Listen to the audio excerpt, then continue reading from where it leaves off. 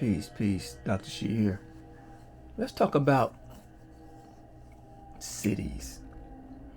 Let's take a city like Gary, Indiana.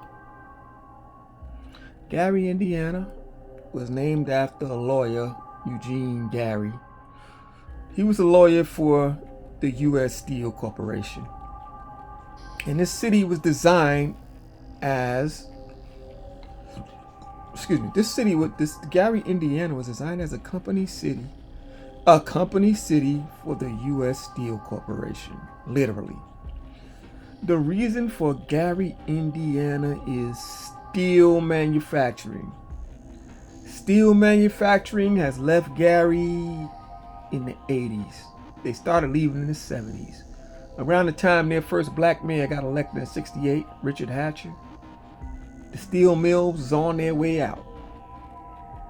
So what happens to a city after its industry leaves? It has to reinvent itself as something. If you're not going to have steel, because all the steel actually moved overseas, and a lot of steel you got comes from China today, believe it or not. All right, so United States shut down steel manufacturing in Pittsburgh and Gary, Indiana, and all these other steel cities and moved it overseas. What sustains a city after the industry leaves? See, you don't understand, fam. Cities die. Cities die all the time. That's the first thing I learned as a young man. You driving through down south, there's a whole lot of freaking ghost towns out there. Because the reason for the city existing no longer is viable. Industry change. Tombstone is gone because that which created Tombstone is not necessary anymore. So this Tombstone is gone. The reason for existing has to be there. Understand, besides, if that is still is your industry, you got to replace it. That's the only way you're going to keep the city viable.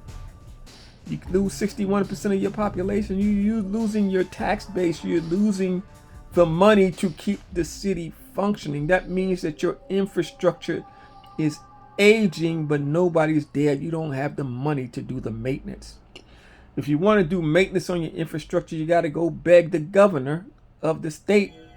And you got the 11th largest city in the state of Indiana. You is not at the top of the list for state funds, let alone federal funds. Okay, so what we're witnessing is the death of a city, and it ain't the first one to die. It's one of millions. Cities die all the time, unfortunately, and people are left behind in dilapidated conditions, suffering. That's what happens when you're in a big city. Unfortunately, the people have to leave because there's no reason to be there anymore.